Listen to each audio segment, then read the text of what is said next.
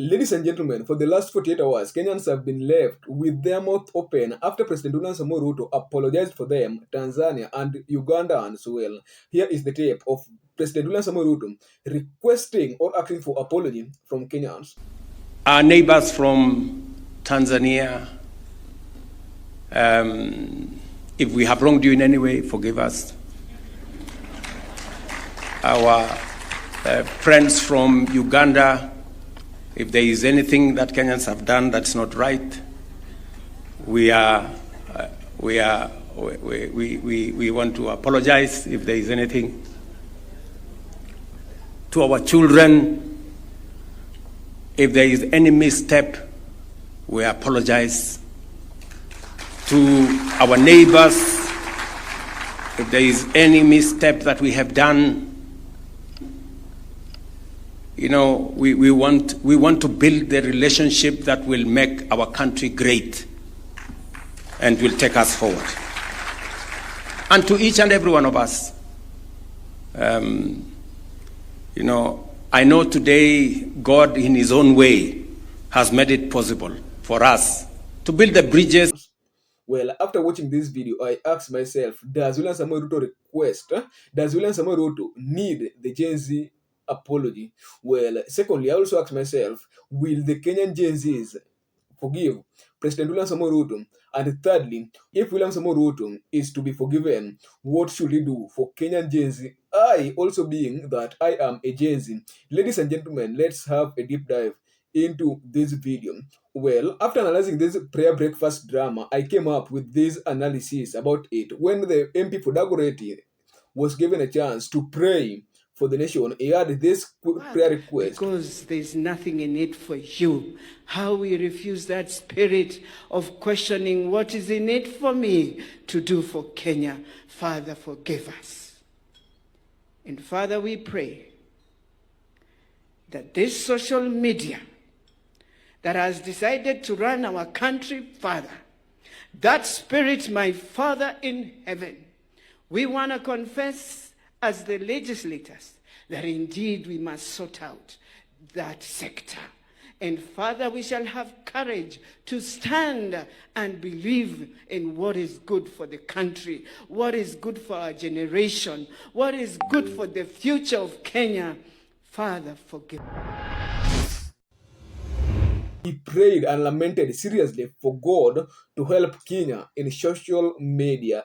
Ladies and gentlemen, what I understand with this MP's prayer is that William Samoei Ruto might be pressurizing the members of parliament to ban the social medias in Kenya. Well, according to the MP, he lamented that the Kenyan online space is full of pornography, is full of sexual harassment online, and a lot of gambling and a lot of things that are happening. Ladies and gentlemen, truth be said is that me and you know very well and understands that the power that Kenyans have in social media and the pressure that Kenyans can air on social media is what might be making President William Samoei Ruto, or is what might be giving President William Samoei Ruto together with all his allies pressure and cannot make them sustain their development goals in any other way. Like, speaking of the cyberbullying that is online, that is truth that several people have suffered from the cyberbullying online. Yeah, and in fact, I can remember very well during the death of the daughter of during the death of the son of this MP.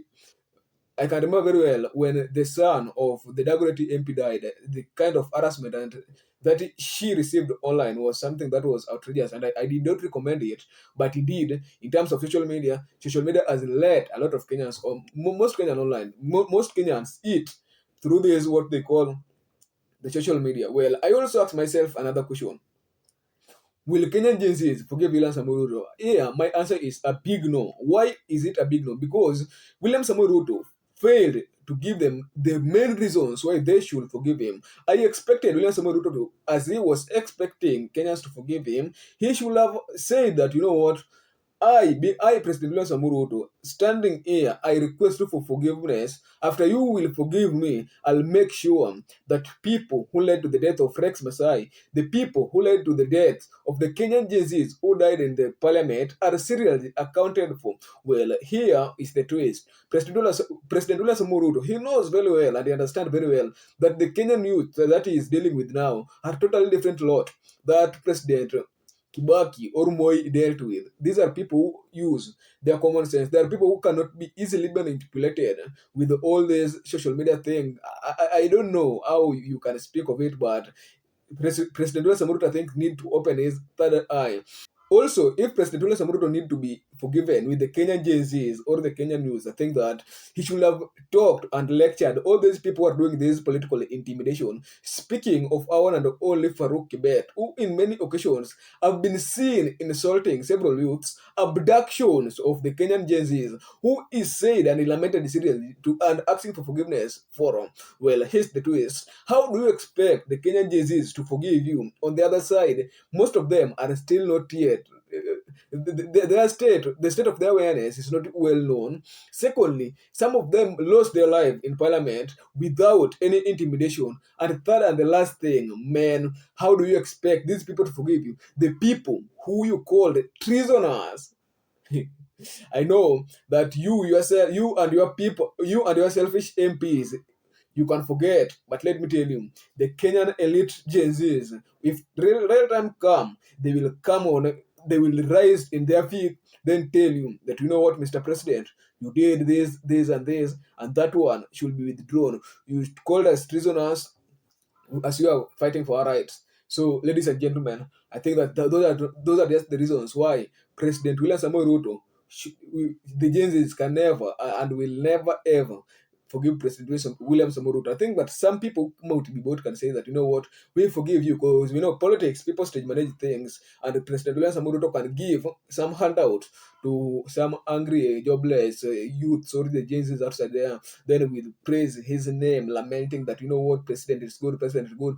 But in the real sense, man, I'm seeing President William Samoei Ruto failing to be forgiven with the Kenyan chases. Anyway, guys, what are your own thoughts pertaining this breakfast prayer? Do you think that this prayer is legit, or it is just an hypocritic prayer that these MPs and president, that these MPs and the sitting presidents always use just to lure the Kenyan voters? At last, I was your host, Silas. Till next video, all I can tell you right now is bye bye.